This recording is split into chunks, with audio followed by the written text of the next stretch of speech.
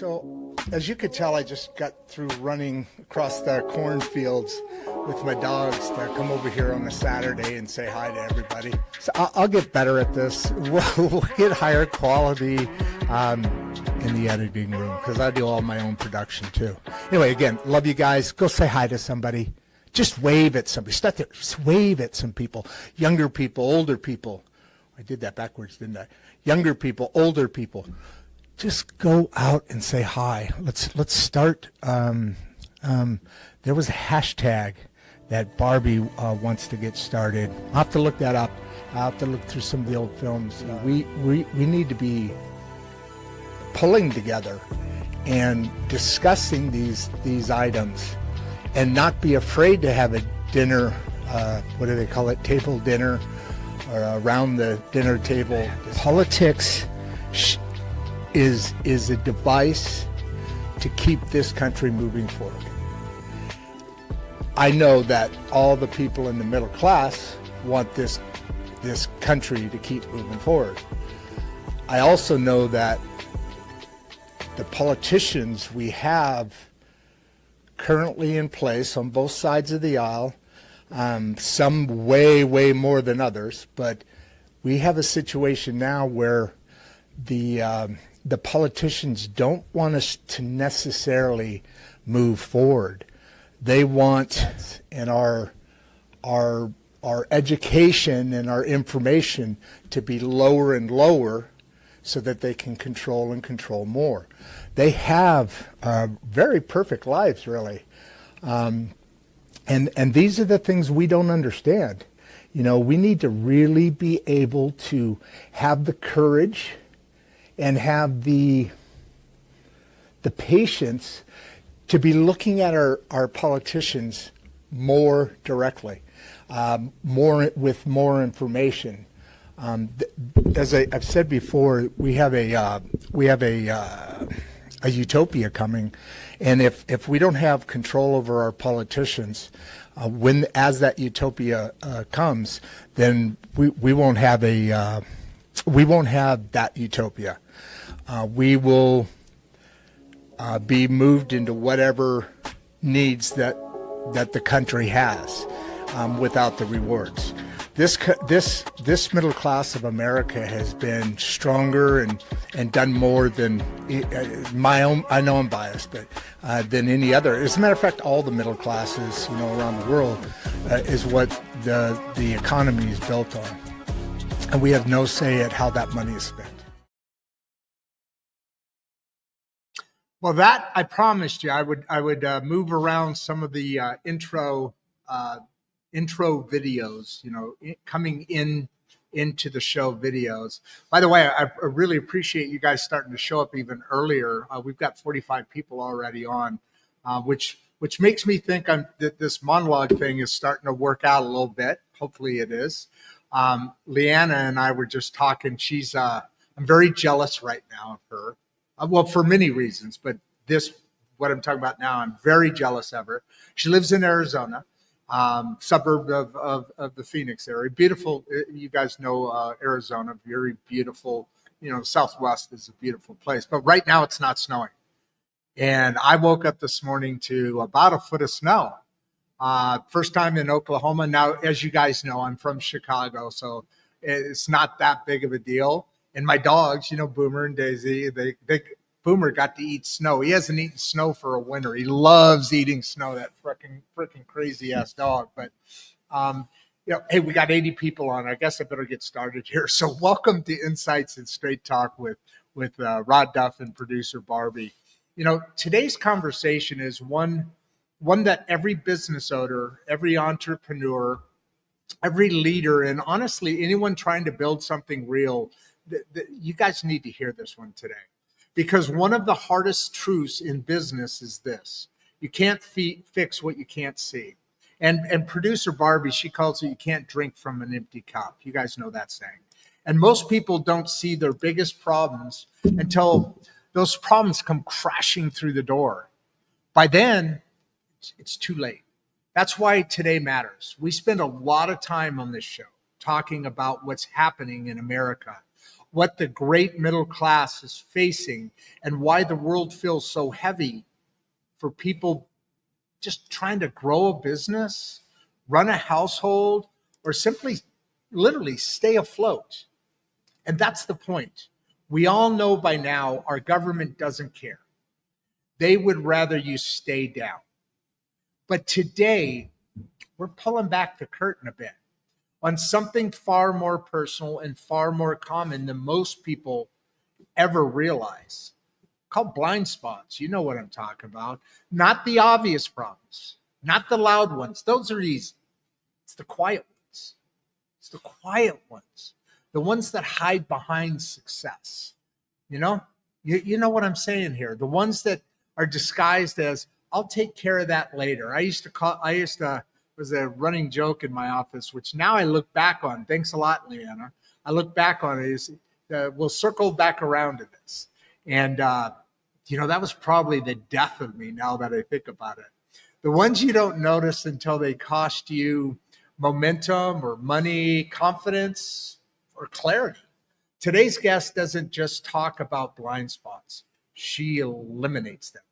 Leanna DeBellevue is an international speaker, founder, a mentor, and business leader who spent 15 years running a global marketing agency that won award after award after award, including the 2024 Best Marketing Agency in the East Valley and the 2025 Business of the Year. There's more too. Then she did something most entrepreneurs never do. She sold her business at its peak, stepped out of the day-to-day, and stepped into her next chapter on her own terms. If you've ever wondered what it takes to build a business, grow a business, survive a business, and eventually free yourself from a business, you're about to hear it from somebody who's done it all with clarity and, of course, with conviction. But what makes Leanna different isn't just her success. It's I call it her ability to see what other people miss. She's worked with business owners around the world. There may be more now, but as far as I knew, 13 different countries at this point.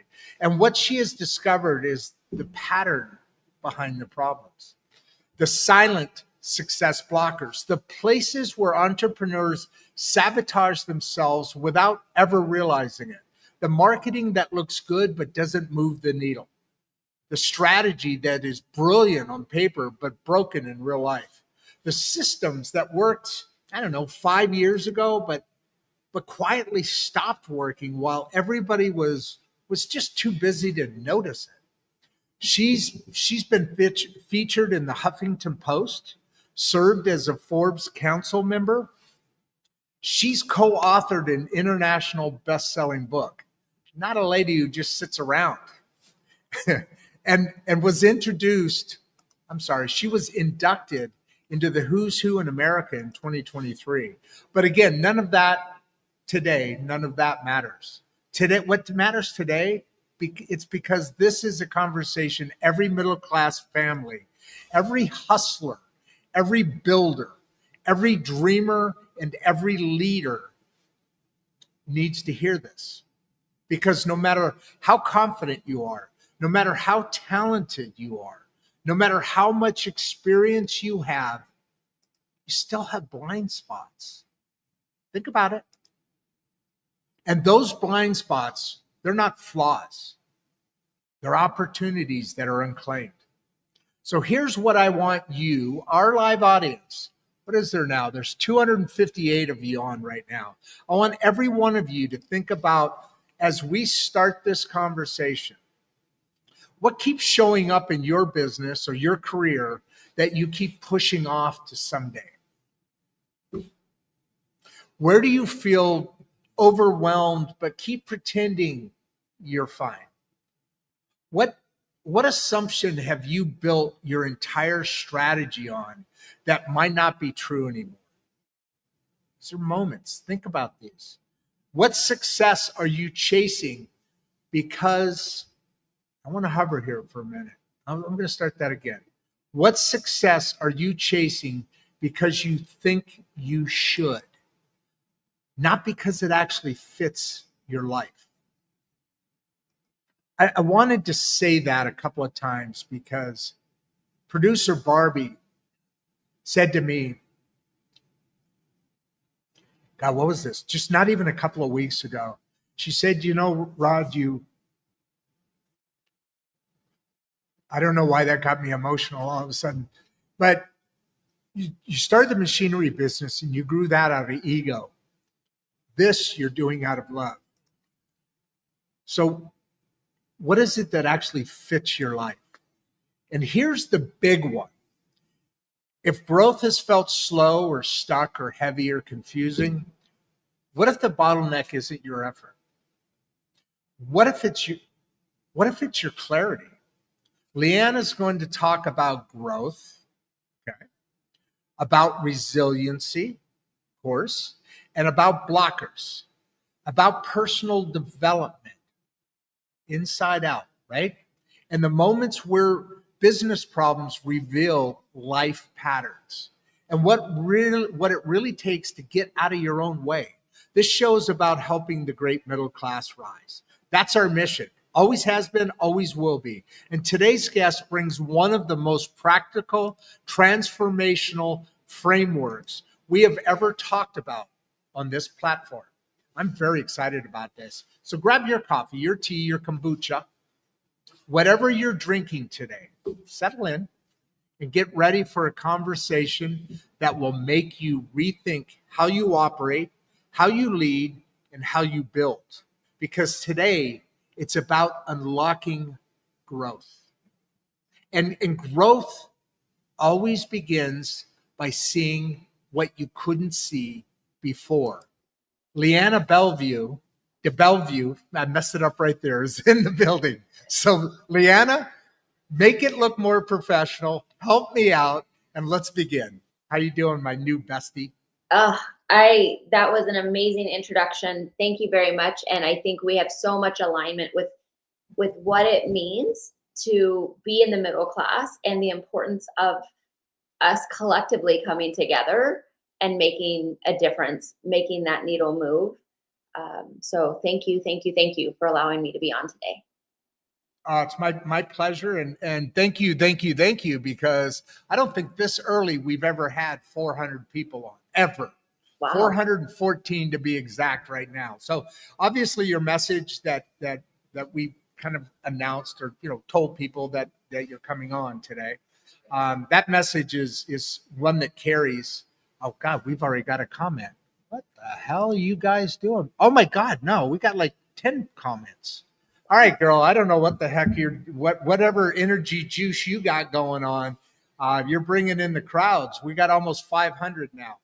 So you're very welcome. I appreciate when we first kind of were passing information back and forth, obviously you having so much experience in the world of marketing, which is a personal love of mine. I love marketing. The best thing I loved about my machinery business was the sales and marketing. The rest of it, I could have done without, to be honest with you.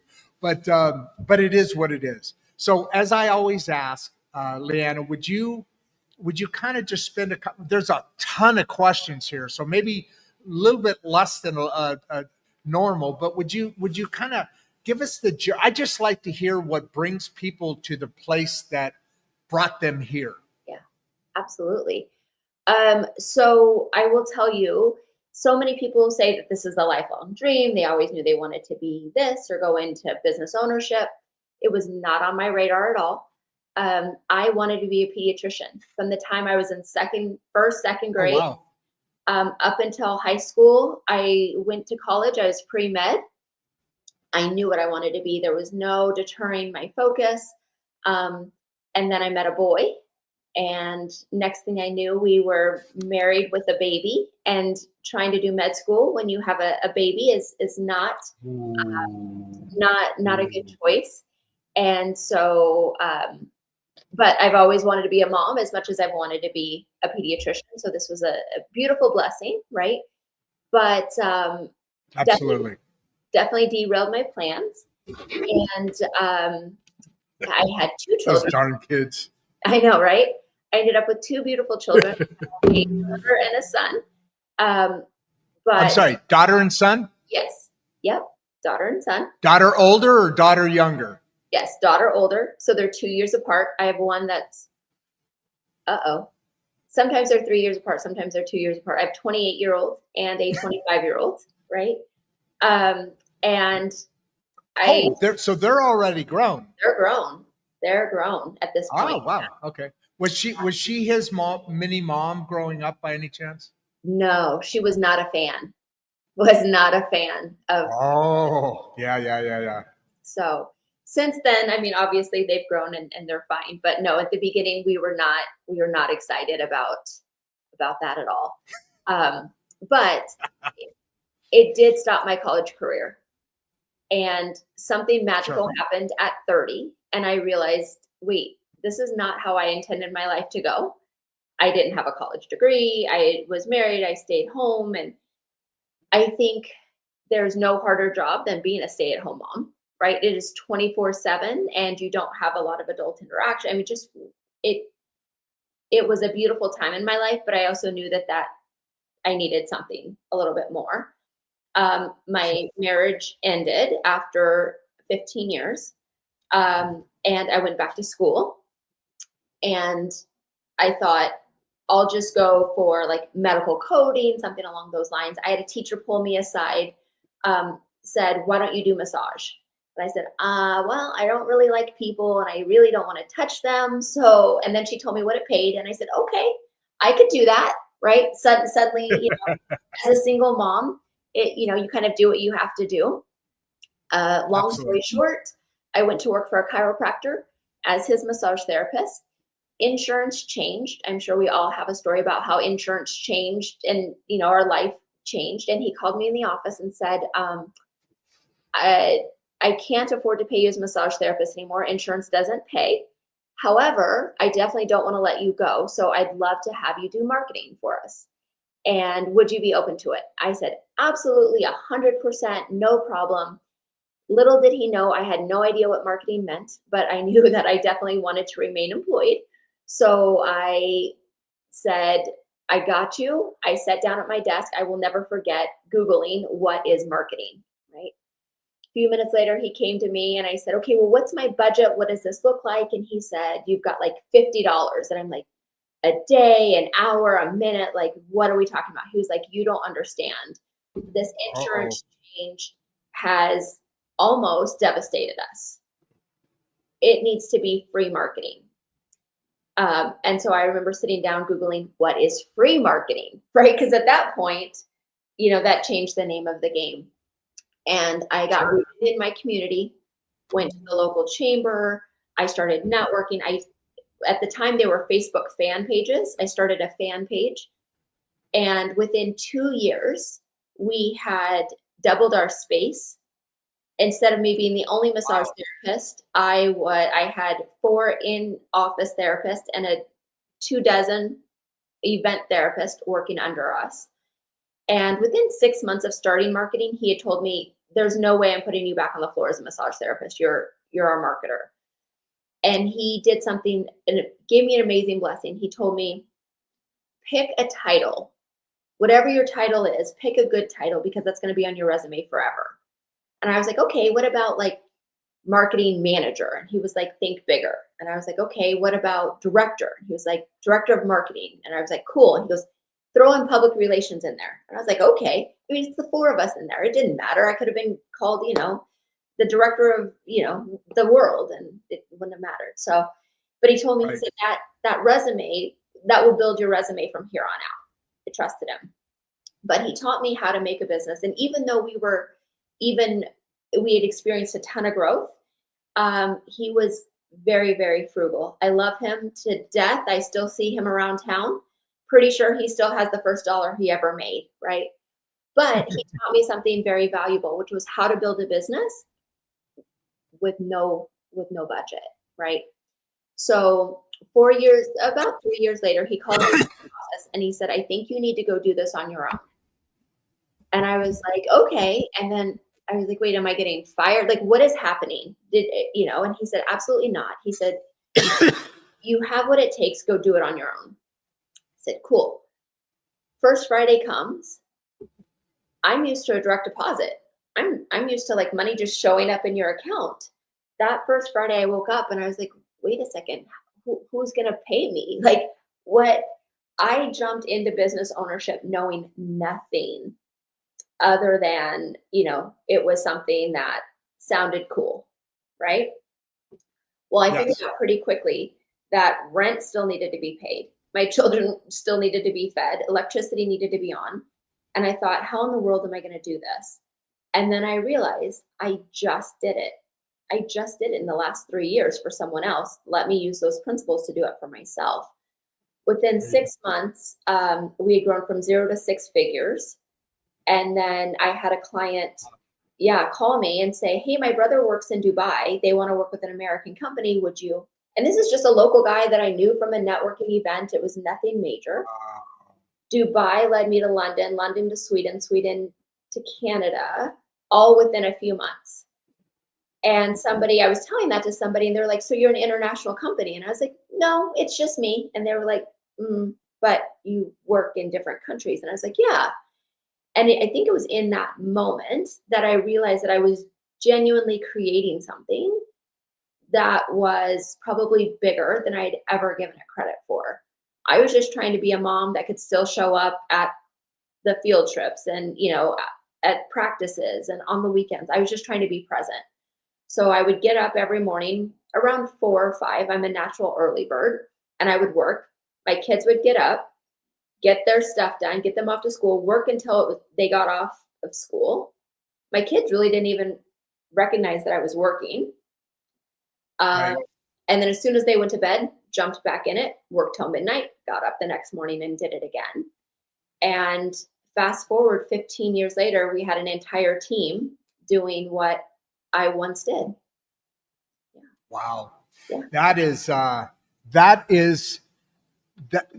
That person that you're talking about really did provide you with a gift, for lack of a better word. I don't know if that's the right word, but I'm just going to cheap off of it. Yeah. And because of that moment when you reflected back after he said, hey, you can do this on your own. And then you kind of went through that moment after the rush of that compliment and all that. And you're, like you said, you woke up that Friday and it's like, wait, there's no automatic deposit coming in anymore. Yeah. But then you reflected back and said, okay, I got to make this happen. Wait a minute, I just did this. Yeah. Let's just do it again. And what, 6 months later, you said you went from 0 to 6 figures? Yeah. And, it was ignorance. I had no idea that was different than the norm. I had no idea what it is different it's supposed to look like, right? Yeah. Yeah. I had no idea. So. Well, just so you know, there's 585 people on. This is the fastest that we've hit that number. So, there's a lot to talk about here. And I have I grew a business over 30 years. So I can attest, by the way, you see we're in the Mangum City Library. They sponsor us here because of I told you a little bit about the Regeneration School Project. Take a moment to shout out to them. But the director's wife brought me a little brought the show a little Christmas tree, and I think that's a cute little thing there. I thought I'd point that out while I shouted out the library here, give them their shout out. But I mean, from experience, what you experienced. I mean, okay, there's a couple of different things going on here. So you didn't know what you didn't know, so you did what you did. You had experience a little bit in doing this marketing from a company who this chiropractor never did marketing before. So they said, go be a marketer, and you did your Google stuff. Back in the day, there wasn't as much as available as there is today. But obviously, you've got a personality and an awareness and a DNA within you that is different, because you don't go from 0 to 6 figures in a few months. Yeah. So how did that? I mean, was it just literally falling into this local friend that and you said the key word. You were doing some networking, and that's where that first opportunity opened up, right? So what is the juice that you point to being able to kind of move into a little bit of an accelerated space there, typically years instead of months? Yeah. And I had no idea. I think the secret to it is, and I'm back at square one. I'm creating a business from scratch all over again. It's connection. Honestly, it is 100% connecting, truly connecting with others, being authentic, being vulnerable, being genuine. And for God's sakes, never be the smartest person in the room. If you're the smartest person in the room, find a new room. 100%. Everyone around me knew better than I did. And I trusted them and I leaned on them. And people will help. There's always people that are looking to just give you a little nugget. You don't need a whole plan. You don't need all the answers. Sometimes you need encouragement. Sometimes you need someone to say, hey, you might want to, kind of look in this direction. Sometimes you need an introduction. And I think the biggest thing you said in that, well, everything you said was obviously perfect. I mean, is important. But the first thing you said, when you said be authentic, because none of that other stuff's going to happen unless you are, right? I mean, people know that. They pick that up. Yeah. And you being authentic obviously kind of opened the doors to be able to have those things start to begin, right? Yeah. 100%. Yeah. Yes. So let's God, usually we're talking for a lot longer than this before we get into questions, but there's just so many of them. Do you mind answering some questions early on? Absolutely. Sure. Let's do it. Okay, great. Joey here. Joey DeVilla. What's the first step in uncovering hidden business assumptions? This is a big one. I like this question.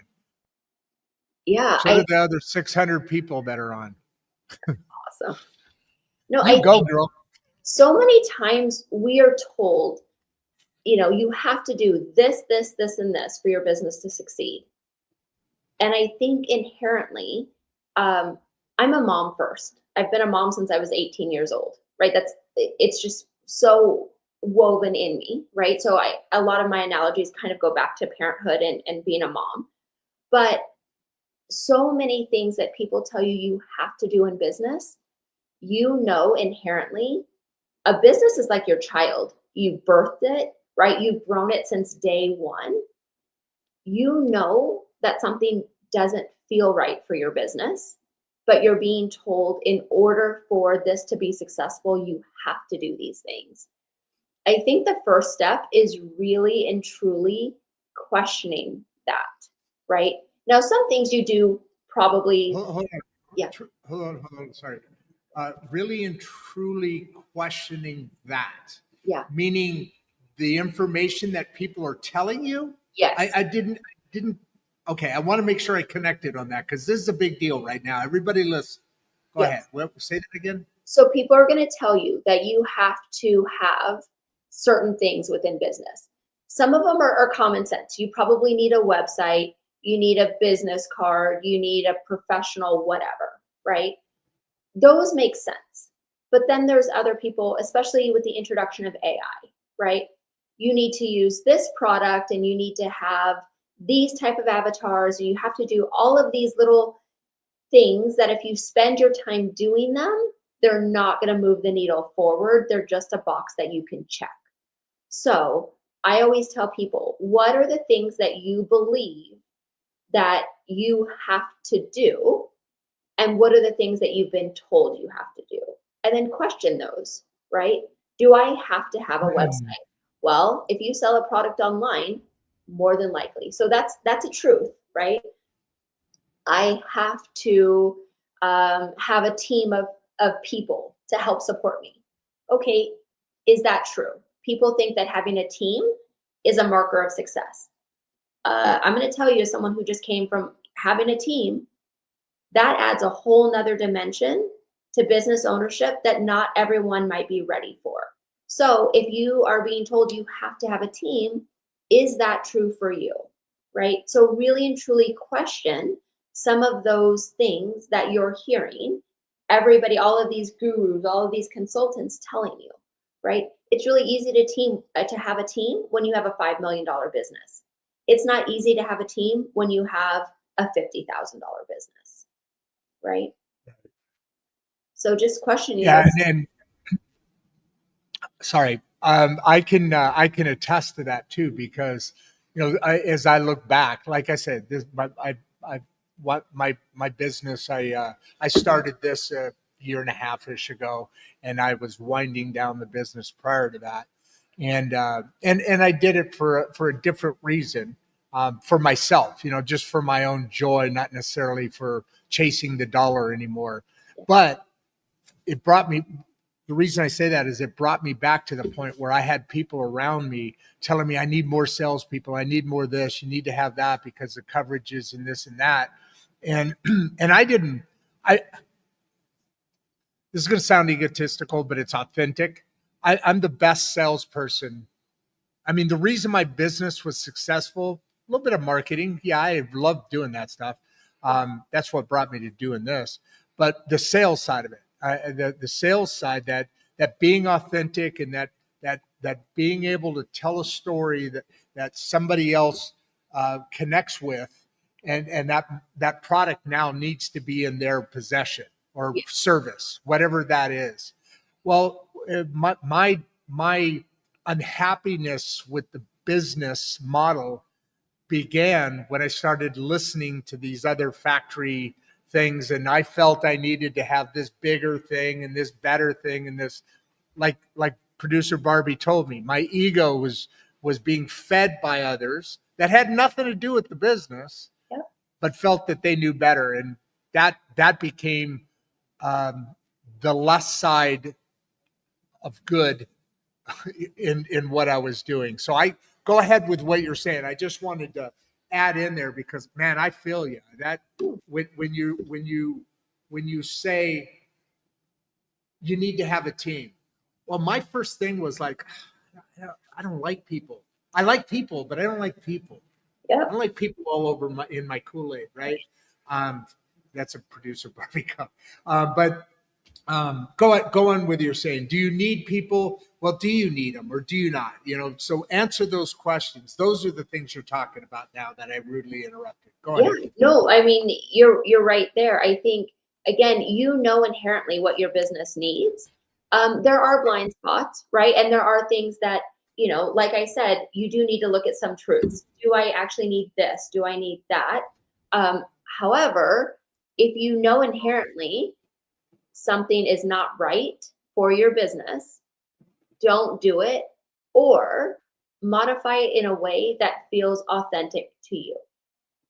Right? I love that. Yeah. So let me ask you on that same note. I'm going to try and jump around here a little bit. I try. There's so many questions so early on here, so I may be off camera more than I would normally like to be, just because I'm egotistical and I like seeing my face and my voice.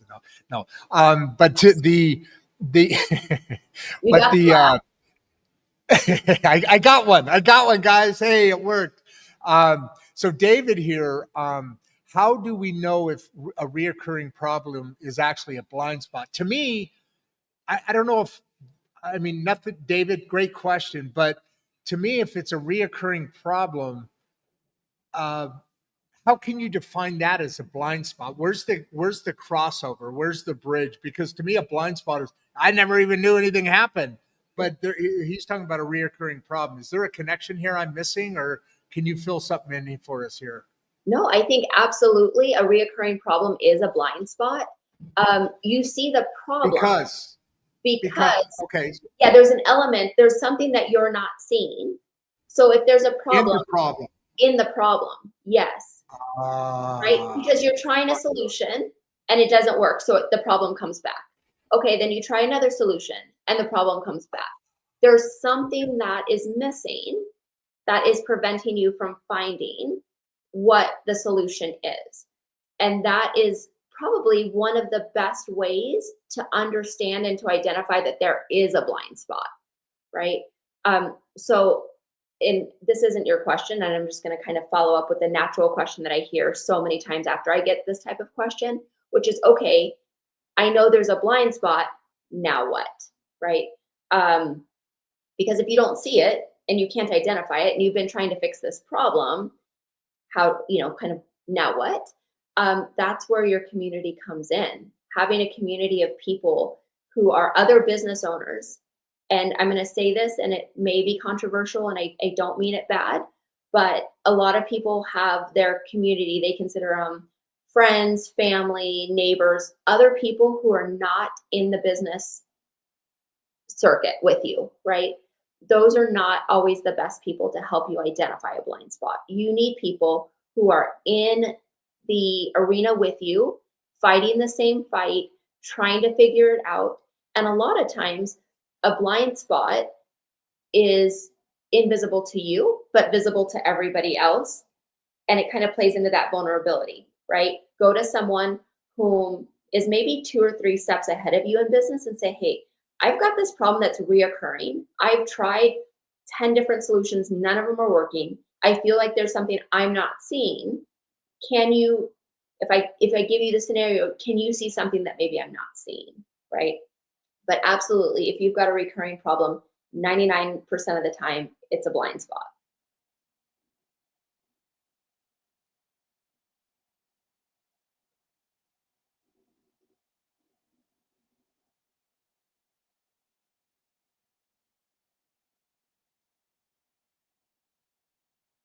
I don't know if I lost you there, but everything went kind of. Oh my gosh. You know what? In the opening thing, I said, we'll get better at this. We'll get, more aesthetically pleasing. I'll not make so many mistakes. Well, for the last 30 seconds, I had made a perfect reintroduction into your comment and was sitting here talking to you. And then I didn't realize you couldn't hear me until you said, I think I lost him there. Nope. So I'll start over. Okay. And I have no idea what I was starting over with, but I like what you were talking there, and during what you were talking about, you were talking about maybe going to like a mentor, maybe not somebody right around your family that isn't in this level in this area of conversation may not be the best Right. person to chat to, but maybe somebody who's a couple of. And by the way, I was in the green room, so I could hear you, like I was telling you instructions before. The mentor, to have that time when you can say, okay, this blind spot, and I appreciate you clarifying that for me, because I did not catch that in his question. That was an awesome answer, which is what I was telling you, and just only apparently the bugs in this room heard. The fact of having a type of a mentor, somebody that you can go to at maybe not every day, but go to at certain points and say, I'm not seeing this. What am I missing? They're a couple steps ahead of you. And to be able to, again, back to authenticity, because nobody's going to want to be that for you unless you're for real. Yeah. And so to have those relationships. But what I was saying when I was talking and didn't realize you weren't on, I said, I skipped about 10 questions here because I'm trying to stay within the discussion that's happening at the moment. Because there's a lot about burnout here, and there's a lot about other subjects as well. And obviously there's a lot of business. Usually I've been doing this show for, like I said, for a long time, and a bunch of shows. So after a while, you start to recognize some of the names that are regulars. I'm not recognizing anybody's name here. So we're drawing a different crowd here, which is kind of cool. But back to my point, like I said, I ramble a little bit. Back to my point, going back to Joey, this is a different question Joey asked earlier. What's the 5 steps of uncovering hidden business assumptions? Now, I like I said, there's not a lot of blind spot stuff here, so I'm not going to just throw things at you just because. But there's a lot of other questions that are happening here. We've already done that one, so yeah. What do you?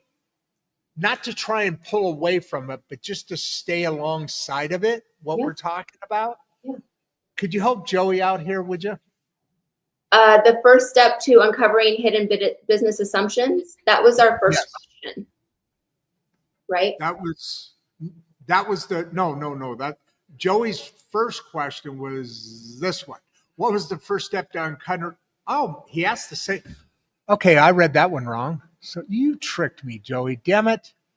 Okay, maybe I'm not a really good host here. Okay, so he asked the same question twice. Okay, never mind. Let me come back. I missed that totally. Sorry about that. How can entrepreneurs stay aligned when everything feels chaotic? Wow. Like there's a whole bunch of these, and so I had to jump into something because please feel free to. You can, whatever question you want to ask me, I'm an open book. How entrepreneurs can stay aligned when everything feels chaotic. Total honesty, I don't know if there's a perfect answer to this one because I will have figured it out. And then some other part of my life will get noisy and I'll get pulled into that. And then I've got to recenter myself, right? I think with alignment comes strategy. If you know where you're going and why you're going there, it quiets the noise, right? Who do you serve? Why are you serving them? How do you want to serve them? If you have your answer to those three things, everything else is a litmus test against it, right? This person wants your help and it's something that you don't typically do. Okay, well, unfortunately, that has to be a no right now. And I think in business ownership, there's a lot of feeling like we have to do everything, right? Oh, yeah. And we don't really. I'll use myself as an example. I promise you, I am the queen of girl math. Drives my husband crazy. If I have enough stars in my Starbucks app to get a free coffee, I'm like, look, I got a free coffee. And he's like, no, you spent $100 in the last 2 weeks. That cup of coffee wasn't free, right? So I am not the person that should be doing my books. I'm just not, right? Everything is, and it felt very chaotic when I was trying to do that. When it felt very chaotic when I was doing things that aren't in my area of brilliance. Because what someone else can do in 5 minutes when they're working in their area of brilliance would take me 3 or 4 hours. And it was not done to that same level. So a lot of times looking at what is causing the chaos, is there ways to systematize things that make things feel less chaotic and less noisy? That's always a good indication. I think sometimes as business owners, when things feel chaotic, at least for me, I'll only speak for myself, it makes me want to stop. It makes me want to pull back and then not do anything because it's all too loud. And that's always a good indication that something isn't aligned, right? So that's when you sit down and you list out those things. What is the noisiest things in my world? Do I have to pay attention to those noisy things, right? Now, if those noisy what does that look like? What is chaos? And well, I know what chaos and noise and all that looks like, but in how you're describing what you're describing now. So when somebody starts to feel, what is it that they're feeling that should be that gut instinct, right? What is it that they should, what are some of the examples that you've experienced that are descriptions of that chaos or that noise? What does that look like for the people in the audience? Yeah. For me personally, when I feel chaos, for you. I find myself scrolling on my phone. I find myself looking at, new Post-it notes. I have 10 million Post-it notes. I really don't need another pack, right? But I find myself doing anything other than sitting in front of my computer and moving forward. Because okay. That makes sense. I don't know what the next right step is. Because it's all coming out. There we go. Right? Yes. To me, that's what it is. So okay, now you're bringing up past memories. I get what you're saying now, because I think we've all been there. It's like, I don't know what to, let me look at a TikTok for a minute. I just can't deal with this for that's what you're talking. Yeah. That makes a hell of a lot of sense. Yeah. And I think if we can learn to identify, okay, wait, why am I scrolling all day? Okay, now I need to go do honestly, for me, it's still really hard. I don't want to do what I know I'm supposed to be doing. Why? And have an honest conversation with myself. I don't want to because I have 10 things sitting in my inbox that I don't know what to do with. Okay, that's fair. Why don't I know what to do with it? I always try and go 3 or 4 layers deep, right? Because you give yourself, I lie to myself better than anyone else. I know what to say to myself to make myself feel better, to justify why, why I want something. Okay, that feels hard. Why does it feel hard? Because I don't know the answer. Okay, who knows the answer? Okay, well, this person and that. And it gives you kind of a roadmap. And now, typically, the chaos is just, when you look back at it, it was a small road bump. It feels like a mountain in the moment, but when you're looking back and you're on the other side of it, it was just a road bump. So you just opened up a whole new thing for me as far as the word authentic. So I always think about being authentic, being you to people, being authentic, so people trust you. So, you are who you are, and this is who I am. And it's a good thing. And, authenticity is good. But you also have to be authentic to yourself. What you just said there, I know you got to be honest with yourself. Why am I wanting to watch TikTok or whatever? I don't know. Why am I wanting to get away from this? Yep. You have to be authentic with yourself too. And that's the hardest thing. To me, that's the hardest thing, because I can't get away from myself. I can, when I'm scrolling and I'm looking at TikTok, it's easy for an hour to go by. And now that hour went by, now I have to be at this meeting, or I have to talk to this person. And I just delayed what it is I really needed to do.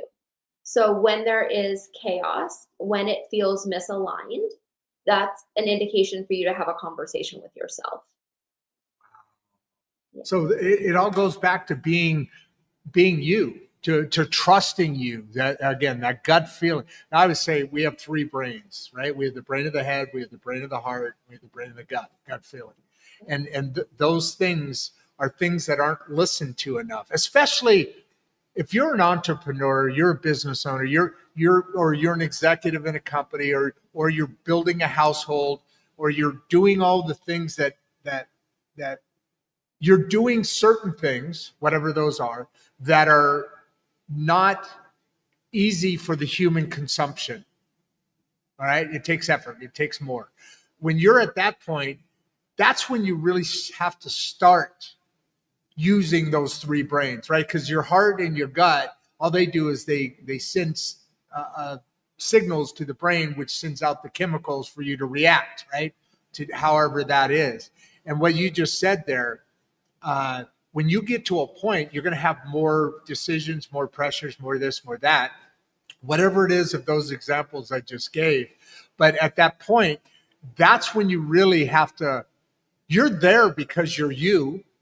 Whatever that there is, you're there because you're you. And at some point, actually a lot of points, people don't listen to their gut. They don't listen to themselves. They don't listen to them. They don't listen to the authenticity. They lie to themselves. And that's where it's most important when you get there. And that's probably at the point where you have the least time. So it's the hardest to do, isn't it? Yeah, 100%. 100%. Man. So let's go on to Nick here. Yeah. What's the biggest success blocker you've seen in fast growing companies? Because that's hard, right? If it's growing fast, sometimes growth is harder to manage than startup. Well, maybe not, but it's tough, right? If you got a fast growing company, right? Yeah. Answer this question here. What's the hardest blocker? It's a great one. I would love to know. It really kind of depends on the industry, but in general. Oh, that's a good point. Yeah. Yeah. So if he's still on and he wants to kind of share what industry. Yeah, Nick, if you're still on, and let's see. Let me see if I've got another Nick down here. I don't. Yeah, Nick, if you could, yeah, please build off of that. But go ahead, please, Leanna. I would say in general, it is when you grow quickly, it's very hard to keep all of the components going at the same pace and keeping up with the changes that come in that growth, right? If you have a huge growth in sales, a lot of times you're not looking forward to think about, okay, do I need staff to handle this, right? And so, or if you've grown, some companies grow their staff first in order to accommodate that growth, right? That they know is coming. But how solid is your foundation? A lot of times the success blocker is not looking at all areas of your business and just focusing on one. A lot of times if it's, again, they're all focused on sales and they're totally ignoring the fact that, you know, they've got foundational issues with their website that can't handle all the drive of sales, right? So you have to really look at the major components of your business and make sure that you're examining them all often. Again, it's really hard to ignore the ones that are hard, and it's really easy to pay attention to the one that might be growing fastest. But if you don't keep your eye on everything kind of equally, you're not going to notice when there's a potential fracture that turns into a complete break. I love, you know what? I just love the way you speak. First of all, it just you could tell you're a speaker. You have great inflection at the right moments. The reason I say that, you're very welcome. The reason I say that is because I want to get into a little bit of off these subjects for the questions for a second. Just set them aside. You said you don't. I'm not even a third of the way through the questions yet, but I want to ask you something. So. You know, in looking at, and you could tell in the monologue, you know, these things you've done and accomplished, these awards and the businesses, but you're a coach. Am I correct about that? I'm a consultant, at this point. Yeah. Okay. Can you tell me about that? Because I think I can see where success would come with you because you're speaking truth in an authentic way and also in a way that makes your mind work, meaning I'm listening to you and my mind is working. Tell me about what you do as a coach. What is your business model now? Let's talk about you for a minute, not too long, just for a minute. Give you a little plug here and all that good stuff. But tell me about what you're doing, and then we'll go back to some of these questions because I want to be able to make sure I'm not missing anything. I just love the way your presentation goes. Thank you. I appreciate that. No, and you said something that really resonated with me was that, you know, you started your business, you had your other business that was for ego, and this business is out of love and out of a passion. Yep. That resonated with me because I think that's 100% where I am. I just literally, I walked away from a business. People are like, what is wrong with you? Why in the world, when you're having the best year, would you walk away? Right. Because I want to give back in a way that I can't when I have a team of people reporting to me. I have clients that I'm dealing with. I have, you know, a ton of different things. So now I am a consultant for small to medium-sized business owners who don't have that circle. They don't have that trusted person that they can be vulnerable with and say, look, I'm really struggling here and I don't know why. Or I am experiencing burnout and I don't understand why. Or, you know, am I ever going to get to see my family and my kids? I spend 24 hours a day working in this business. And so I help people. Does it matter the business? Does it matter the industry? No. For you. No, not at all. Not at all. Because the business owner, it's a product. Yeah. The product may or may not matter, whatever. Yeah. Put it aside. When you work with people, obviously you're working for the business efforts, right? But you're working with whoever it is, the owner or the manager, wherever that is that's falling into place. you're working on the person, correct? Yes, 100%. So how does that work? What does that look like?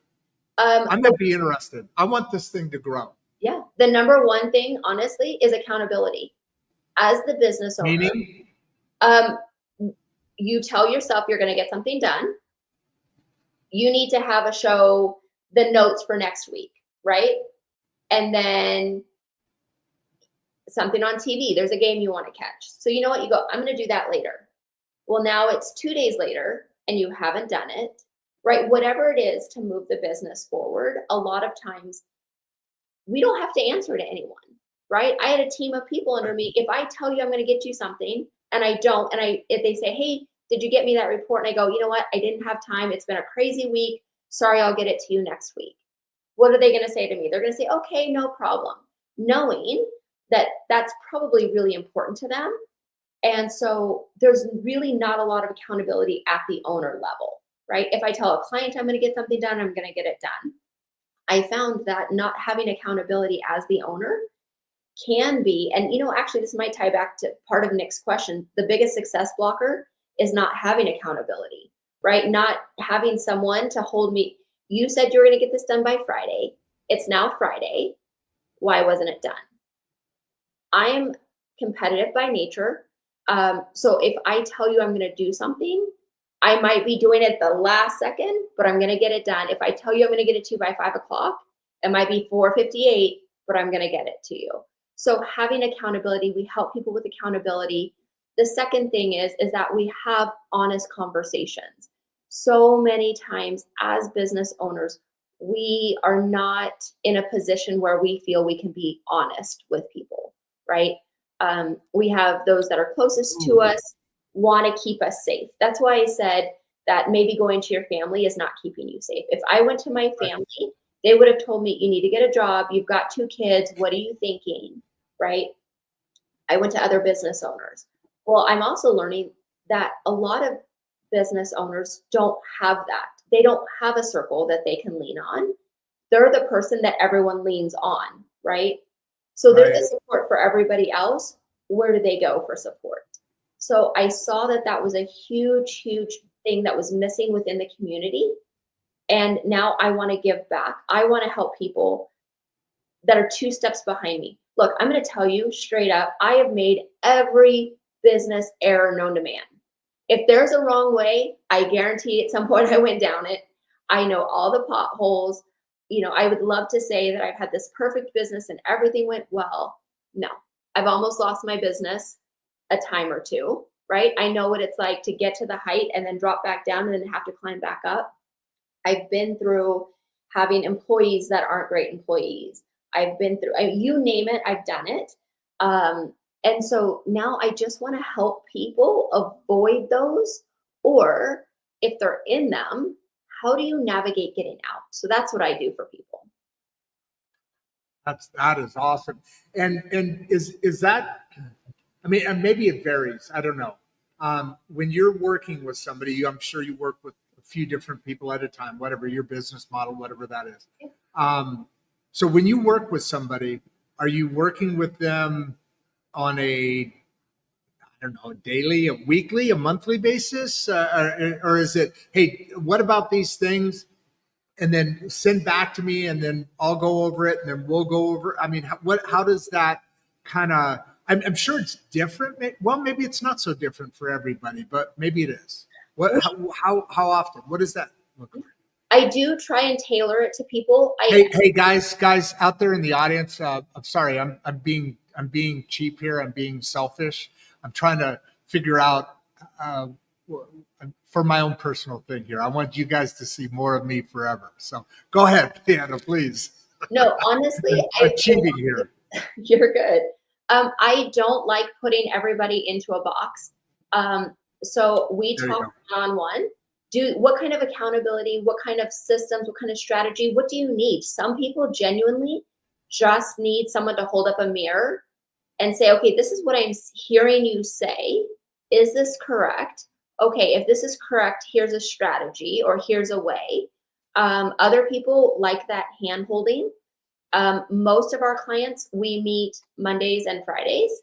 What are you doing this week? What did you do this week? Okay, that makes sense. But really and truly, what do you need? I don't believe that, there's so many programs out there. Honestly, I'm not trying to work with thousands of people, hundreds of people. I'm very selective. You have to be ready to want to work. I'm not one of those people that you're going to pay and then not do it and say, oh, you know what? Another thing that didn't work. I'm going to kind of call you out on things. Hey, you said you were going to do it. You said you wanted to grow. You're not doing it. So what's misaligned? I'm going to help you kind of uncover it, but I'm also not going to just be one of those people that, takes your money and then if you don't do it, you don't do it. All right, we're going to chat more later in the green room. Maybe we'll share some peanuts in the green room. The elusive peanuts that I'm not allowed to touch. Got it. Well, I'll talk to Barbie and see if we could work something out here. Okay. So this person I do recognize, Allie Moore. She kind of comes on pretty regularly, especially when we talk about business stuff. I don't know what she does, obviously, but I like this question she's got here, and so I wanted to kind of get some background from you on a couple of other things, which we just did. But I do love what she's saying here. How do leaders build clarity when a team's already overwhelmed? So now you're in the battle, right? Yep. You're in the heat of things. Maybe your team could have been better. You could have better prepared the team or whatever. But there's a point where you're getting overwhelmed for multiple different reasons. Usually it's good reasons, right? Because you're success and you're growing and they're overwhelmed and you don't have enough and all of that. So how do you create clarity in those moments of fog and being overwhelmed for a team that's depending on you? You said it earlier. Yeah. That team member asked you something. You could just blow it off, but it was obviously important to them. They have jobs to do. They have things they need now. You as a leader, how do you do that? What does that look like? Yeah, this happened to me last year. Our team in the digital agency world, we were almost always dead. In the what agency world? The what? In the digital marketing space. Gotcha. Okay. November, December, quiet. Everyone wants to start Q1, January 1, hit the ground running. Most people are gone November, December. Half of our team, I had promised them the year before that we were taking 2 weeks off between Christmas and New Year's. We weren't working. They were getting paid. Go spend time with your family. Totally fair, right? It's, again, 15 years of doing this. I know our cycles, right? November 1st, we had so many new clients. They were coming at left and right. We had no idea where they were coming from. Everyone wanted to get started immediately. I have half my staff that's already on vacation. I'm shutting the entire company down for 2 weeks. And I have I can't, it's irresponsible to turn away tens of thousands of dollars, right? That can help us grow. Yeah. I was so overwhelmed. The team was overwhelmed because I said, guys, can we push this out? Can we, I'm going to approve overtime. I'm going to approve whatever we need to do to get this done. Can we get it done? I already knew that they were maxed out. I had a plan in those 2 weeks of being closed to hire 2 more people. So I knew that the team had already been running thin for a couple months, but I also knew I was going to take this time and be slow with hiring the right person, right? It was so difficult because I already knew where they were. I knew where I was. We had more people coming in. So the team was already overwhelmed. This sounds so trivial, but here's what I did. I told the team, I see you. I know you're overwhelmed. It's my job to figure this out. I need you to get us through the next few weeks. If you can keep pushing the next few weeks, in that time, I'm committed to making sure that we now have policies, procedures, whatever it is in place to where this doesn't happen to us again, right? I took accountability. I told them I saw them in it. I sent out more $5 Starbucks cards, $10 Hobby Lobby card, whatever it was, little tokens of I see you, I appreciate you, please push with me. And in that push, know that I recognize that I, as the leader, need to find a solution.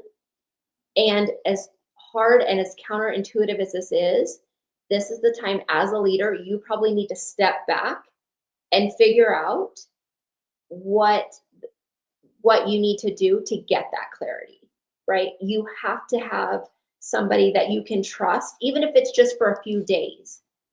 I need a day. I need a half a day. I need 4 hours of uninterrupted time so I can get clarity. But you have to tell people that you know what's happening. I think if you have a team and you don't acknowledge that they are overwhelmed, they feel devalued. The second you take ownership, I know I'm asking you to do something that's uncomfortable. I know that you're tired. They feel seen. My team carried me through. They pushed through and they were excited. I also asked them, I'm going to come up with some solutions, but is there anything that you see that you think can make a difference to prevent this from happening again? Is there anything that for your particular job you want to see done differently? Right? And I took that feedback. So they felt part of the process and they felt like I was taking responsibility for the hard moment that we were all in. Right? And that was a game changer for us. Yeah, and it's funny what you just described just now. You started off with, "I see you," saying the words, "I see what you're going through. I see what's happening here. I see being overwhelmed," and man, light bulbs go off.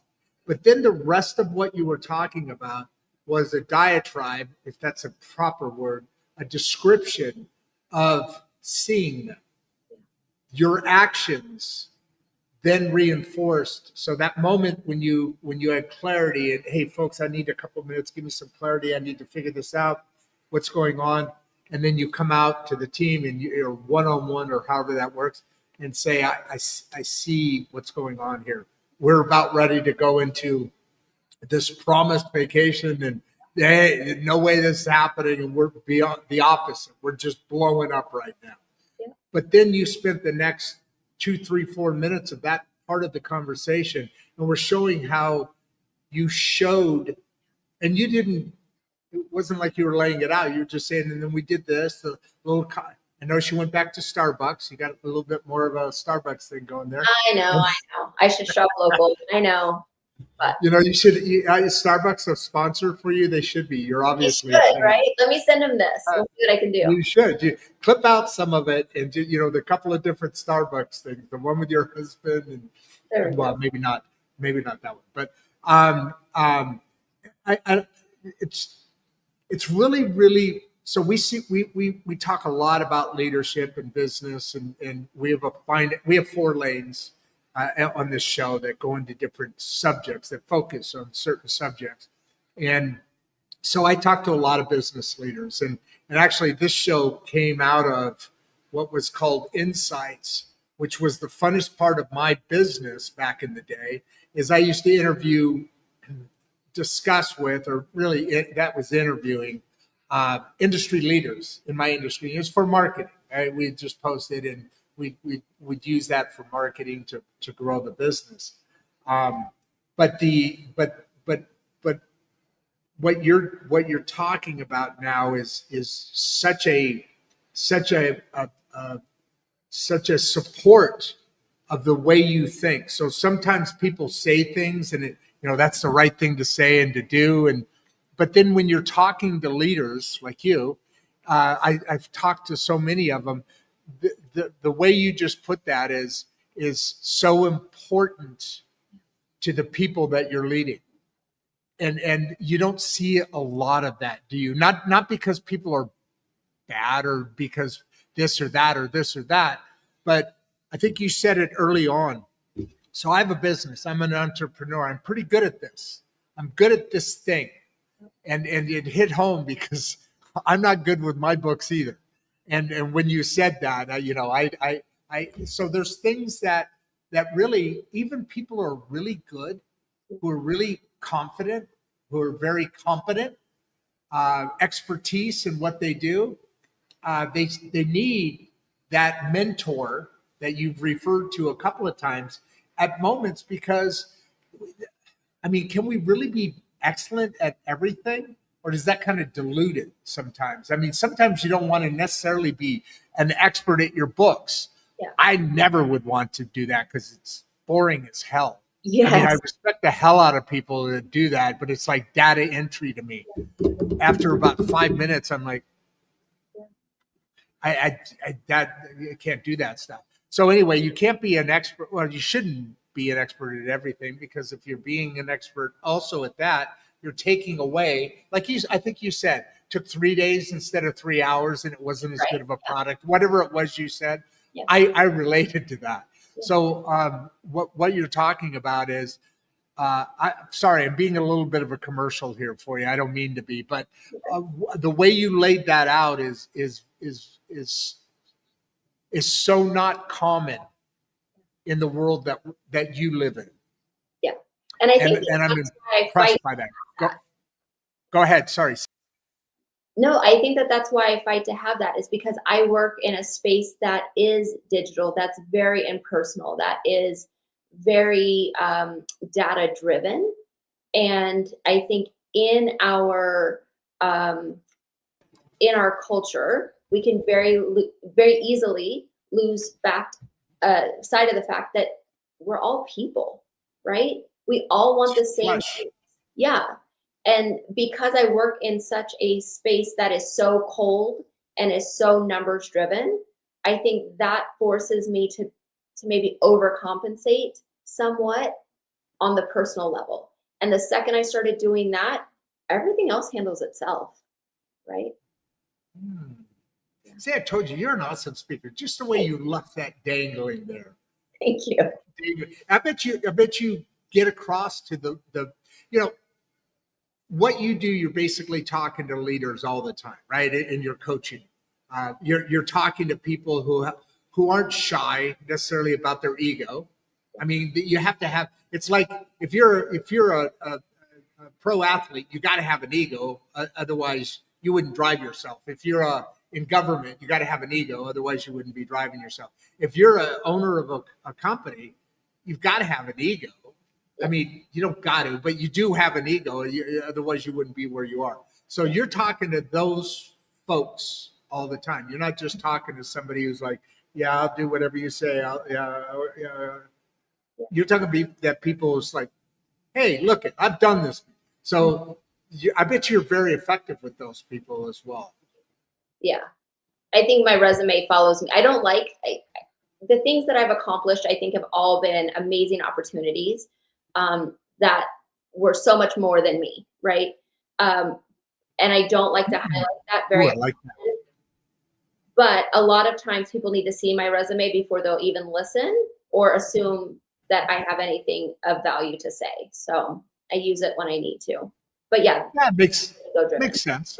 I mean, that makes sense. Let's look what Chris Hanna has to say here. How can somebody and you were talking about your systems. You're living in a digital world, really, and your system. So I thought this was really well timed. Chris Hanna here. How can somebody identify outdated systems? Now, I know here probably talking about systems of operating systems, OPS, in an organization, but before they cause damage, how can you identify outdated systems? Some of these things on the surface sound so easy. Like the question, how would you identify something that's outdated? Well, it's outdated. You identified it. But it's not that simple, because there's chaos. There's the world. There's life. There's the family. There's the business. There's the employees. There's, I've been up since 6 trying to figure this out because I got to be at a meeting, at 10 and whatever. There's things happening. Yeah. So for Chris's answer here, how do you identify? How can somebody identify an outdated system? I mean, is it just simply by paying more attention, or is there something I'm missing here, or is this question off? No, I think, as easy as it sounds to say, pay attention. That said, one of the indicators that something might be outdated or starting to become obsolete is when it takes more time to perform the same function than it used to. I typically look for 5 to 10% variance, right? Wait. What do you mean by that? Yeah, I was going to explain. Yep. So if I have a system And the system from start to finish, whatever it was, took me 10 minutes. And now it takes me 15 minutes because the system is running a little slower or no longer integrates with another part of our system, right? The minute that things start to take longer to do what it used to do in the past, there's an indication that something is potentially outdated. Now, when you're looking at systems, even some of your most simplest systems, like take your CRM, right? Okay, well, it's outdated. The problem with that is that it takes so long to move to a new system, and you have to make sure that that new system is not the latest and greatest, because a lot of times those have more problems because they kind of haven't had the kinks worked out of them yet. But your systems, if it's taking longer than it did in the beginning, if anything, your system should be becoming more and more refined, and the time to do a task should actually be reduced. The second it starts increasing, key indication that your system is becoming outdated. And I don't know if I'm in the green room again. No, you're not in the green room. I'm in the green room, and I keep hitting the wrong buttons when I'm trying to talk. I don't know what it is today. I'm a little off. Maybe it's the snow, or maybe I'm just trying to keep up with you here. You're good. So, how does I like this because I think this is a problem with a lot of people. Ariel here. I think this is a common thing when people think effort and progress is the same thing. And so I think obviously the better business owner you are, the more successful business you have, there's a separation there. You're not just doing effort. You're creating progress. But I think a lot of people, especially people who are kind of stuck, it's harder for some people to identify progress away from effort. Yeah. How do you talk to somebody about that? Yeah, it's a great question. I do handle this question quite a bit. I struggle with it myself even now. I think that's the one thing I want people to know is just because I know, certain things, or I've been down certain roads, doesn't mean I don't still struggle with it now. Being a startup again after 15 years, the landscape has changed immensely, right? And just because I did it once doesn't guarantee that I can do it again. I had pretty good confidence in the last 3 months. I started this 3 months ago, right? But with that effort, can you identify what the effort will produce, right?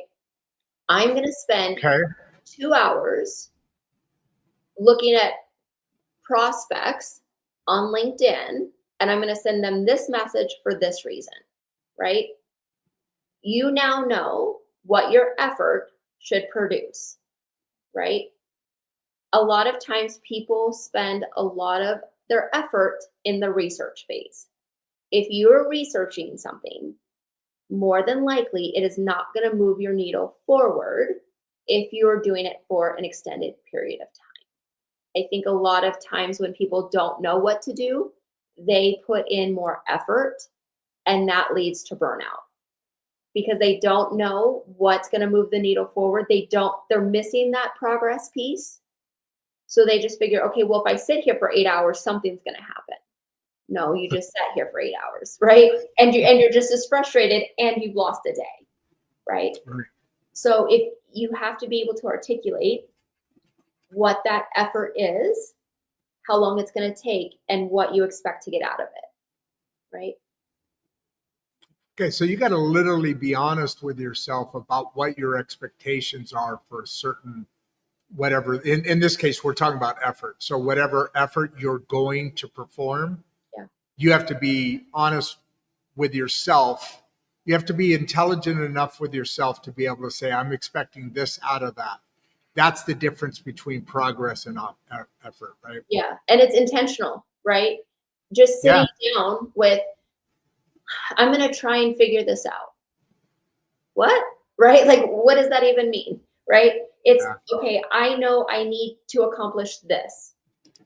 I'm going to do this and this and see what the reaction is. Does that get me one step closer, right? And checking in, because sometimes, progress does happen when you do put effort in, and it's kind of a found, right? You think you're doing one thing and you actually get Sure. results, and that's fantastic. But you have to check in with yourself. Okay, I've been plugging away at this for 2 hours and nothing's happened. Is it because I'm looking in the wrong direction? Is it because, I just haven't gotten there yet? Maybe it takes 3 hours, whatever that is, right? But you've got to check in with yourself. Yeah, the key word out of that is it's got to be on purpose. You got to do things on purpose instead of just kind of floating through it. Or worse yet. And I've connected with a number of different things, unfortunately. But worse yet, I'm doing research on it. Yeah. Well, okay, you're doing some busy time. Is that really? I mean, so you got to check in with yourself. Yes, sometimes you got to find some things out, but it's really about the doing and being honest in what you're trying to accomplish, what it is that you're determined to accomplish by creating this effort. Because effort is time. Yep. Obviously, it's effort, but it's time, and time is always money, right? I mean, it's always every hour I spend now that's not building the business isn't building the business. Is that a bad thing? Not necessarily. It depends on what that is. I mean, if I'm hanging out with my kids, I'm not there to build the business, right? So that you have to be honest with yourself and you have to be that next level. You have to actually be involved in your own life. Yeah. I like to put that way, because I don't think enough people, whether you're building a business or not, you have to be involved in your own life. And so all of these things matter, right? 100%. You said it beautifully. Yeah. Thank you. So I'm going on to Jason Tilley here. And this one's kind of interesting to me because this has probably got to be the hardest one to recognize because it's you. It's you. It's this stuff in here. And so how can entrepreneurs avoid emotional patterns turning into business problems? And I've got to think that more than one of us has been out there and you're an emotional, I call it the human experience, right? You're a human, we're a species. There's softness in us. It's not just about this or that, but you're built a way. You're built a certain way. And with that comes the emotional. You saw in the opening dialogue, I kind of shocked myself. I got a little emotional out of it. Something came out. So this is an interesting question that Jason, and it's interesting. It's a guy asking it too. I love it. Nothing to get right. I mean, isn't that cool? How can entrepreneurs avoid emotional patterns? My mom was a very successful businesswoman, but she had emotional patterns as well. I have emotional patterns. I'm sure you have emotional patterns, but not turning them into business problems. How does that connect for you? How do you deal with that for somebody? Yeah, I do, all the time. I think as a business owner, we see our businesses as our baby. And if someone has anything negative to say, they're calling your baby ugly, right? And the second, now I'm going to fight. I've never fought before, but now we're going to fight, right? So you got an ugly baby. Yes, right? The second they say, I don't know if your product is what I need or whatever, it feels like a personal attack, right? Even if that's not the intention, that's the way it feels. And it can bring up a ton of emotions. And I think to ever, say that we should not be emotional, that doesn't make sense. That's not realistic, right? So I had some great advice first starting out that I have held on to, and I think it has saved me more often than not. I do not see my business as my baby. I see myself as an employee of the business, right? So I hold all of my emotional patterns. Oh, good. Would idea. I want my employee to respond in this way? Would I want my employee to act in this way? right? The second I become an employee, it does create a little bit of that emotional separation, right? If someone, Love, if someone called my baby ugly and my employee heard it, they're not going to lose their mind. They're going to be like, "Oh, that was kind of tough," right? Ugh. And they're going to act accordingly. So I think if you can give yourself a little bit of that separation and think about yourself as an employee of the business, is that emotional reaction going to be a positive move for your business? Absolutely, go forward. If it is going to cause a potential problem in your business, take a step back. I'm not a huge proponent of using AI in everything, but I'm going to tell you right now, sometimes business emails I get, I will say what I want to say. I will put it in chat and say, I need you to make this nicer. And then when it makes it nicer, I I've done say, that. I need you to make it nicer again. I typically go 2 or 3 levels deep because I'm just raw. I'm like, are you kidding me? Did you, per my last email type of response, right? Yeah. Then I send it to someone and I go, how does this sound? Right? This happens a lot of times with reviews. When I had the business, I would tell our clients, please do not respond to a review. Let us respond, right? Or put it in chat. This is what was said. Here are the facts. How do I create a response that is a professional response? I think anytime people always freak out when they get a 1-star review. You know what? It happens. We're human. The best thing a business can do is to respond. You know what? We're human. We did mess up. We put systems in place. We apologize. We're ensuring it never happens again. Whatever that something is, that whatever it is that would make you emotional, take a step back. Just give yourself a moment. Have someone else that you trust look at it, read it, respond, but shift your mindset just a little bit. Otherwise, people would come to us all the time when they were emotional. It did cause business problems, and now they want us to fix it. And it's just, it can be done, but it's a huge, steep uphill battle. Yeah, it's a deeper hole, especially when you're talking about when it gets to a point of emotions, and now it's, emotions are critical. I mean, we wouldn't be us unless we didn't have them. But sometimes when they go to a point that you've lost something, then it becomes a bigger issue because now emotions are feelings and they're deeper.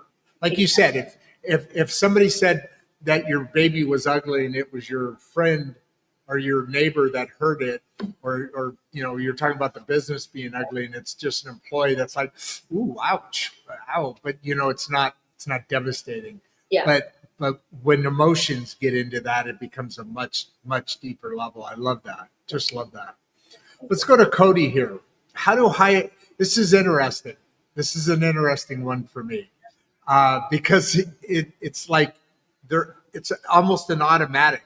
You got a high achiever, maintaining momentum, but not burning out. So there's a couple different things there. One, if you're like here, I do this 6 days a week and all the other things that go with it. People always ask me, how do you stay motivated? Well, because the show's fun. I mean, it's like playing video games all day for me now. That's what I do for a living, basically. But this the library is shut down for 3-4 days because of the Thanksgiving holiday, right? So I couldn't do the show. I did other stuff, at my home office and all that. But you know what? I realized it's like I really needed that. I just because it's so emotional. I've done 2 and 3 shows in a day. But to answer Cody's question, how do you keep from burning out? Like, how do you maintain that continuing growth, but pace it in a way that you don't overstep your skis, go over your ski tips? Yeah. Yeah. I think burnout happens so often. And a lot of times, speaking from experience, I'm in the middle of feeling burnt out, but I've created something that is going so quickly. I don't have the luxury of saying I'm burnt out, right? so I've learned that what fills my cup, right? What fills my cup, honestly, hanging out with my husband. I watch horrible reality TV, 90 Day Fiance, you name it. If it's ratchet, I watch it. Fills Oh my my God. Your judge. producer, Barbie. Oh, I'm just telling you right now. But most importantly, I have a grandbaby. We have 2 grandbabies. No way. Yes. Congrats. Thank you. Thank you. She fills my cup. If I get either one of my if I can spend an hour of time with her, it fills my cup. I can put my head back down to the grindstone. I think burnout happens when you don't turn off from business even for a minute. I think we're all connected with our phones, with email. Our watches talk to us. We are expected to be on 24/7. We have very little grace for giving people time to respond. Like You that. know, I get an email, and if I don't respond to the email, within 5 minutes, I got a text message. Hey, I sent you an email, right? So if you figure out what fills your cup, you may not get a lot of time to do it, but when you're in those moments, be in those moments. Again, even if it's 5 or 10 minutes, Shut it off. shut it off.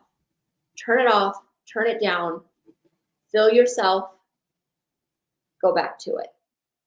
It's the only way that I have figured out how to prevent burnout and or get myself out of it when I'm in the middle of it.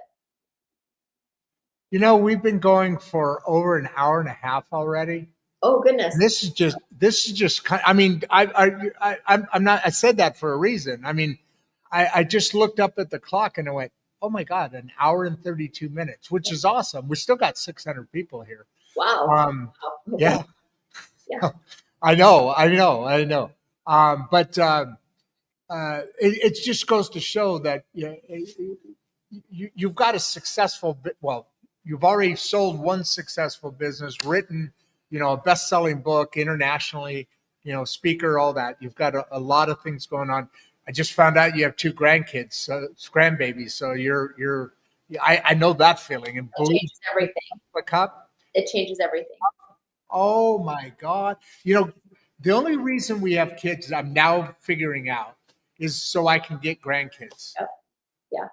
I mean, what a freaking, I raised 5 boys, and that they're all having granddaughters. And which is, so I loved having the boys, but when you said I knew exactly what you, those little girls, my God, talk about Yep. owning. 100%. I mean, guys are awesome, but go ahead. So fill your cup. What were you going to say? No, that was honestly all, but you have to turn it off Completely. It's whether it's 5 minutes, you'd be surprised how much 5 minutes, half an hour, you have to give yourself grace. As business owners, we don't give ourselves grace. If we sent an email and someone responded to us that said, this is really important to me, give me an hour, I'll have a response, we wouldn't think twice. Okay, fine, great, thanks, right? You can set an autoresponder.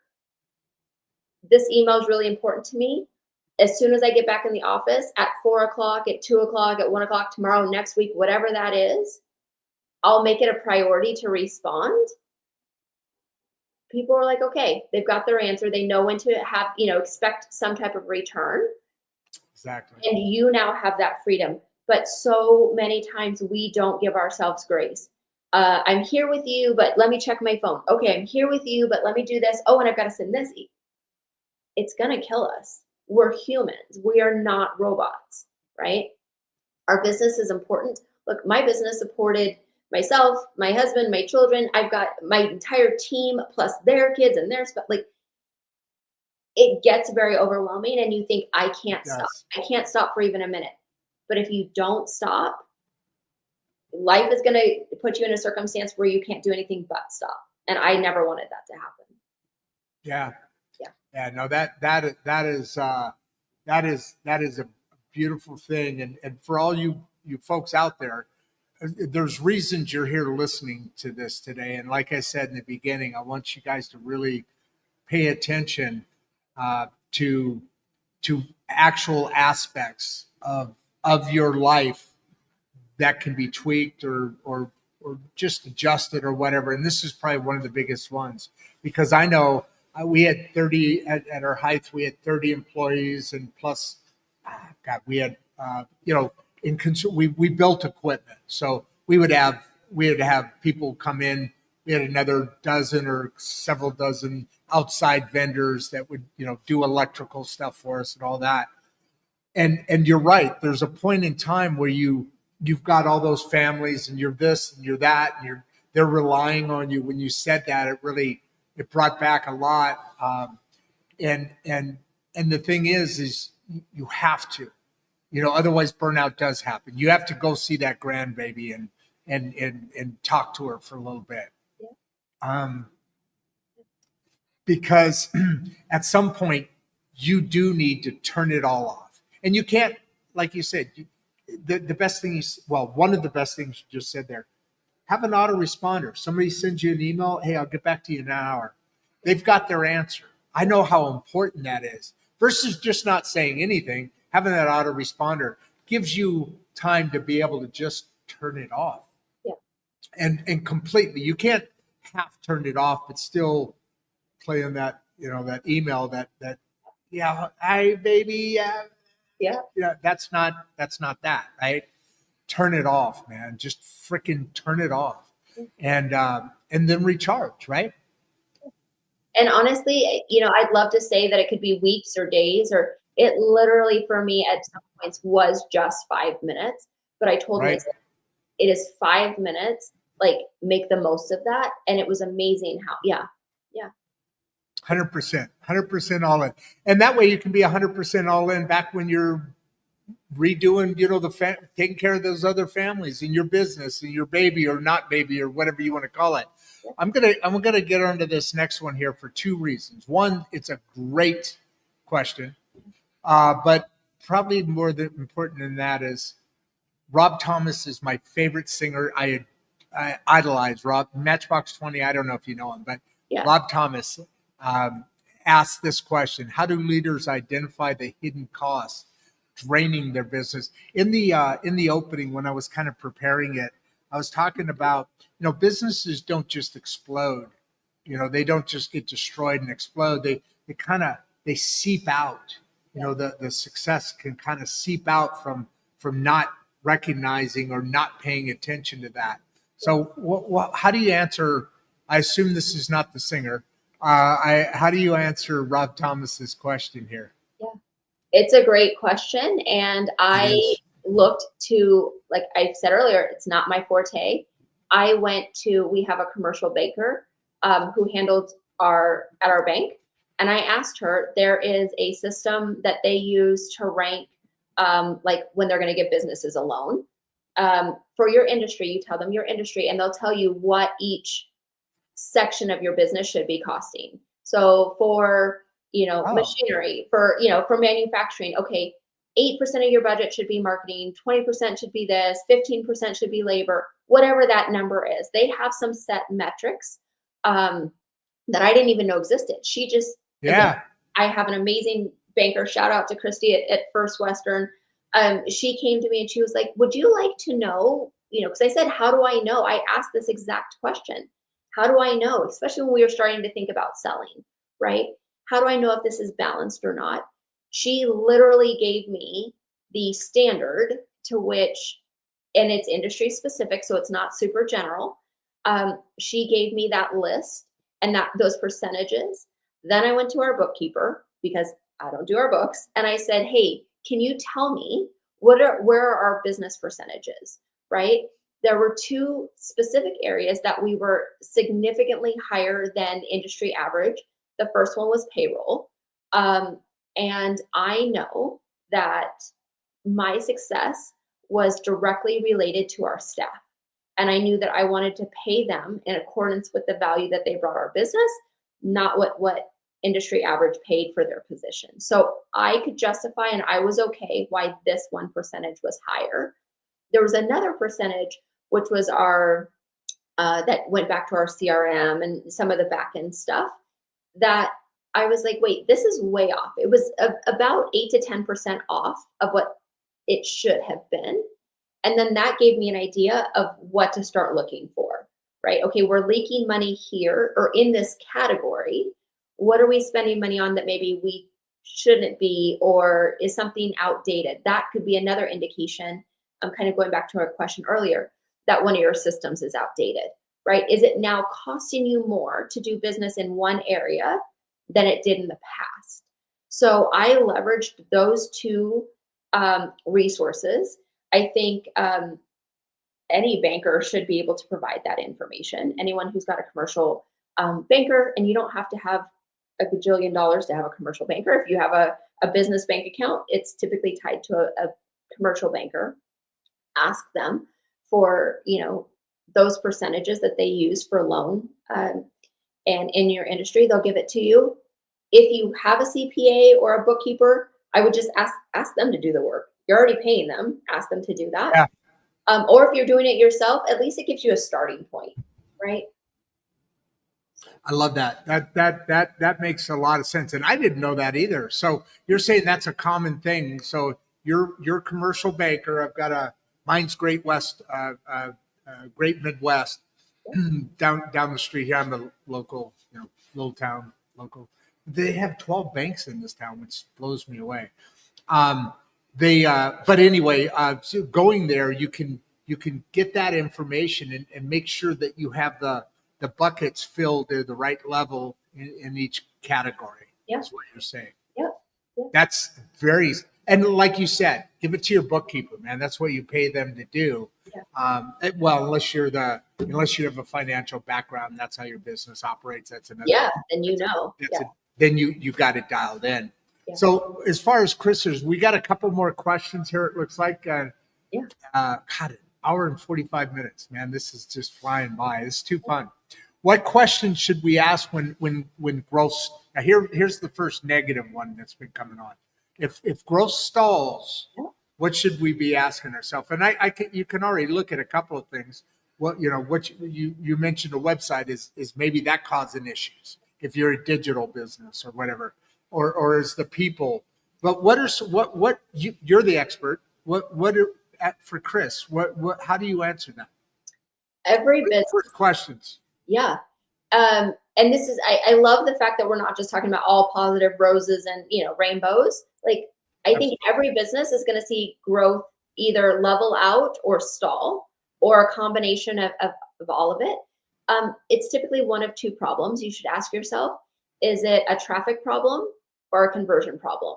Traffic doesn't necessarily have to mean to the website. It could mean phone calls or conversion from a lead into you're converting is what you're referring to there, correct? Or traffic into, it's a traffic problem, right? Which means someone is not seeing you.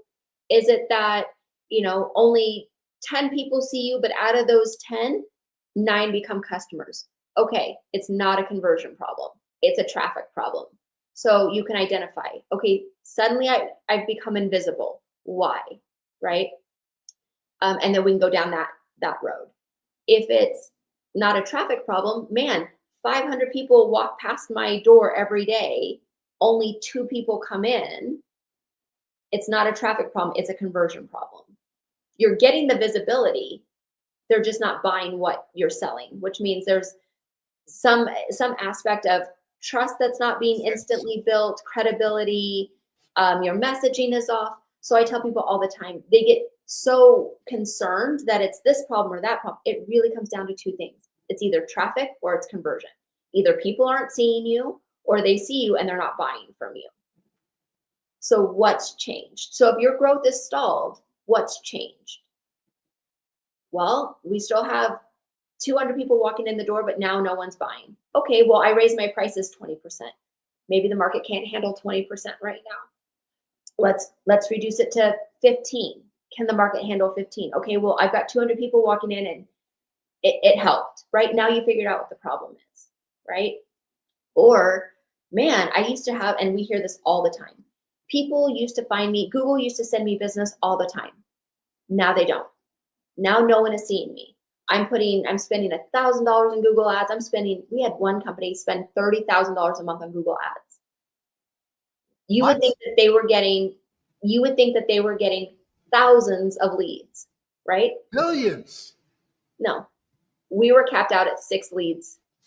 Now, granted, they were higher dollar, so to recoup that 30,000, whatever, right? But it became a traffic problem. They were spending 30,000 and getting 6 leads a day. Then it went to, we're spending 30,000, we're getting 6 leads a week. It's a traffic problem.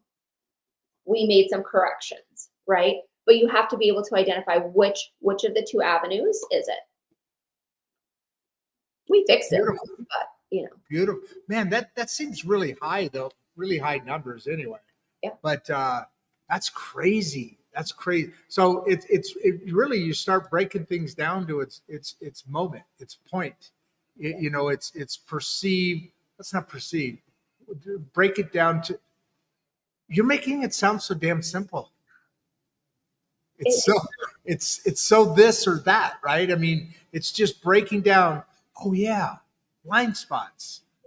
You're eliminating those. That's why. So literally making an approach or taking the approach of this hour and a half. Well, no, hour and 45, almost 50 minutes.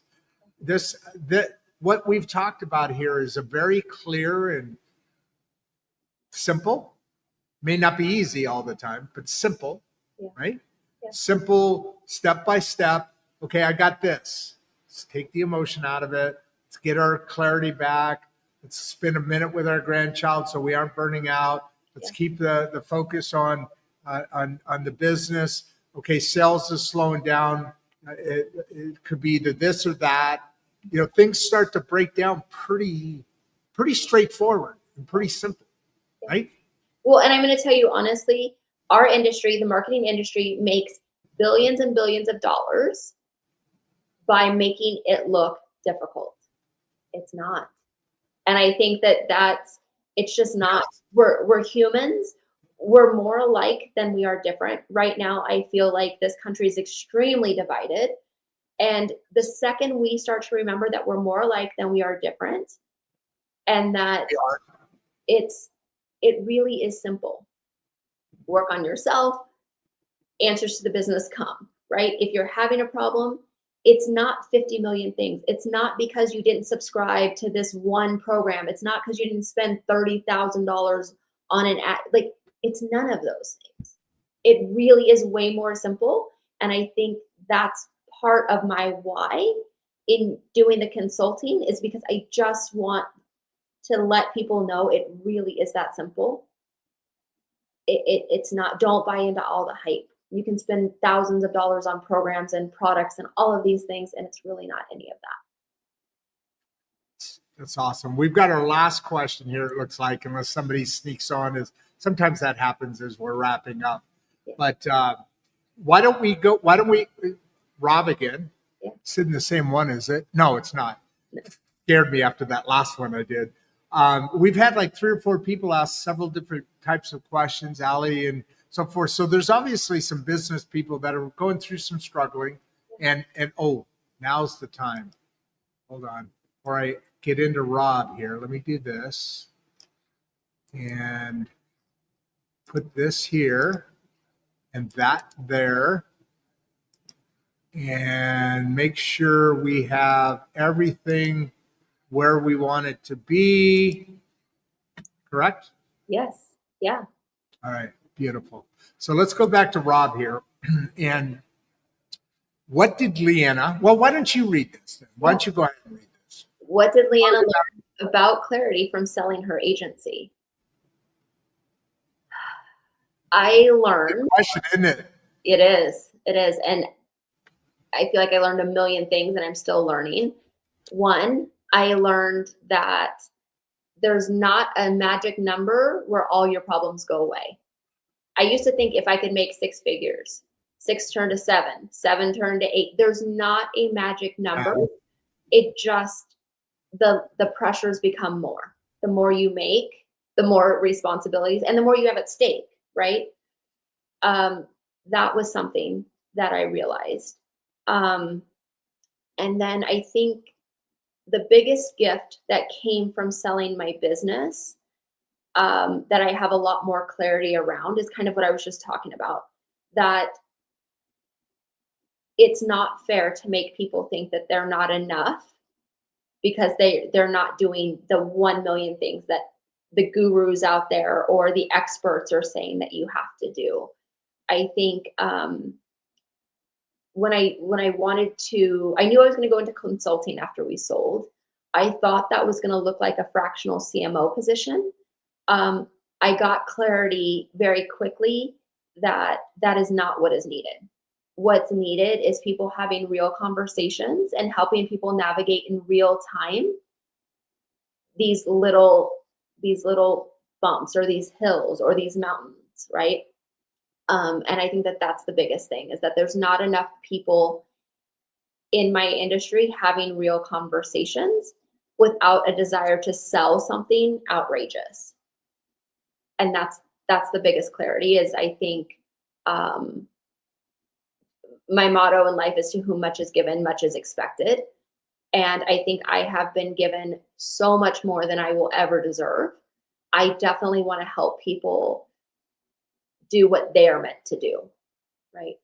And that only came after I had a minute to sit with, like, you sell the business. I thought I was just going to be done. Nope, I had to stay on, and I had to help with the transition and all of these things. It was in that time when that had closed that I sat with what I had actually accomplished and how can I use that to help others down the road. Everything else will fall in place. That is fantastic. Well, why don't we take that point as we wrap up here, and for the 600 and some odd fans that are in your wheelhouse right now, what do you want to leave them with? Obviously, we have your contact information, but what message, and then I'll put you in the green room and we'll chat a little bit afterwards. I've got your contact information, so I will be getting back together with you, because I do have some questions of my own that maybe we could do something together with. But what do you want to leave these wonderful people as I close up 2 hours now? As I close up the show after you're sitting in the green room, what do you want to leave them with? That it's easier than people make it out to be. Yeah, there are people that are willing to help you navigate it. I would be honored to answer any questions. You guys have my email, within reason, right? Yep. I'm not answering millions of questions, but if you have a question or two that I didn't, or you want some follow-up to a question that I answered, consider me a resource. But just know that it's way easier when you just sit and move with intention versus moving out of scarcity or fear or anything like that. So that's really all I've got. I don't know if it's that's beautiful. That magnificent. No, that's what I got. Well, when you do a 2-hour magnificent show, it's hard to keep being magnificent all the time, isn't it? Well, you're used to it. You probably do it all the time. So this has been a great show. I love it. Obviously, maybe we could do other shows as well. Keep in touch. But I'm definitely going to get a feel for what that level is, because I built a business on my own for, like I said, for 30 years, and I built it off the back of being a salesman, and it's all great. That's all wonderful. But I have a different mission in this show. Like I said, this is done out of love, but I'm also in a different environment. I'm in a different world. The whole digital, the whole marketing thing is different here than what I'm used to. I used to put a half-page ad on the back of the magazine. That kind of stuff is, what I'm talking about. You've lived in the old world and the new world. It's all about social media and different things now. So guys, folks, I'm going to give everybody a big wave. I'm going to do a couple-minute closeout, and I'll come out and join you in the back with some peanuts. Sounds great. Thank you so much. I appreciate everyone. Guys, you know what? I mean, this has been a powerful week already. We're ending off the week tomorrow with Simon of eLeaf Lab, and something we're working with them on the school regeneration project. Hey, that's an idea, Leanna. Maybe that's something I can look at as not a business, well, technically like a non-for-profit kind of business, but maybe that's something we should chat about and how to develop that a little bit further along. But so today, folks, I mean, opening up this show today, I knew this was because we do a lot of, we call scraping. We do a lot of research and information and gathering of what's going on. And Leanna, when you sent me the original information, it was a very basic 1-paragraph thing. I'm like, okay, what do I do with this? Okay, let me look. Then I started opening up your story, and it's fascinating, to be honest with you. And I didn't say this during the show, but next time you come on, let's keep the ring off because that thing is beautiful. It just lights up the room. And I'm a very big fan of jewelry, and Barbie got me into all that. But at the end of the day, folks, there was a lot of things for us to listen to, and there was a lot of things for us to pick up on. Obviously, Leanna is an amazing resource, and just from before I got to know her here today, I knew that this was going to be a good show, a great show, because